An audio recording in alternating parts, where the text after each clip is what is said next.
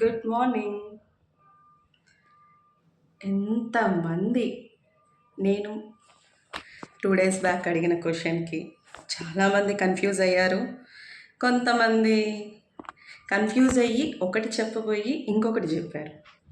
So, నేను అడిగిన question ఏంటి? మీకు స్వతహాగా ఫ్యాన్స్ ఉన్నారా? ఫాలోవర్స్ ఉన్నారా అని. అది యూట్యూబ్ ఫాలోవర్స్ కాదు, ఇన్‌స్టాగ్రామ్ ఫాలోవర్స్ కాదు, ఫేస్‌బుక్ ఫాలోవర్స్ కాదు. మన రియల్ లైఫ్‌లో మనకి అభిమానులు ఉన్నారా? అనుచరులు ఉన్నారా? సో, ఈ కన్‌ఫ్యూజన్స్ మొత్తం తీసేస్తాను. ఫ్యాన్స్ అంటే అభిమానులు. మనని ఇష్టపడతారు, మన డ్రెస్సింగ్‌ని ఇష్టపడతారు, మనం మాట్లాడే విధానాన్ని ఇష్టపడతారు. అలాగే ప్రతి ఒక్కటి మనం చేసే ప్రతి యాక్టివిటీ కూడా వాళ్ళు ఇష్టపడతారు, అభిమానిస్తారు. కానీ అది వాళ్ళ లైఫ్‌లో చేయమంటే మాత్రం చెయ్యరు. అలాగే ఫాలోవర్స్, వీళ్ళు మనని ఇష్టపడకపోయినా మనని ఇన్స్పిరేషన్‌గా తీసుకొని వాళ్ళ లైఫ్‌లో ఏదన్నా మనం చెప్పాము అంటే ఇది చేస్తే మీ లైఫ్ బాగుపడుతుంది అని మనం ఎప్పుడైతే చెప్తామో అది తూచా తప్పకుండా ఫాలో అవుతారు.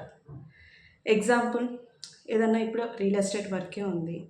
నేను ఈ వర్క్ చేస్తే సక్సెస్ అయ్యాను అని చెప్పినప్పుడు అది వాళ్ళు కూడా ఫాలో అయ్యి సక్సెస్ అయితే మాత్రం ఖచ్చితంగా వాళ్ళు మీ ఫాలోవర్స్.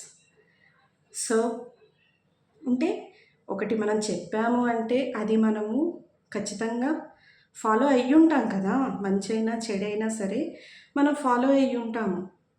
సో, ఇది చెయ్యండి, ఇది ఫాలో అయితే మీకు సక్సెస్ వస్తుంది, ఇది ఫాలో అయితే మీకు యూజ్ ఉంటుంది, ఇది ఫాలో అయితే మీ హెల్త్ ఇష్యూ పోతుంది, ఇలాంటివి చెప్పినప్పుడు ఒక నమ్మకంతో అది ఫాలో అవుతారు చూడండి, వాళ్ళు మన ఫాలోవర్స్.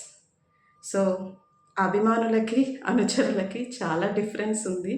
సో, ఇప్పుడు చెప్పండి, మీ లైఫ్‌లో అభిమానులు ఉన్నారా? అనుచరులు ఉన్నారా?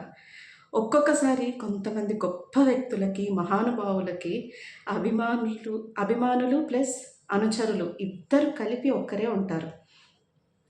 వారిని వదులుకోవద్దు ఖచ్చితంగా. ఎందుకంటే వాళ్ళు మిమ్మల్ని ఇష్టపడతారు, అభిమానిస్తారు, మీ మాటలు నచ్చుతాయి.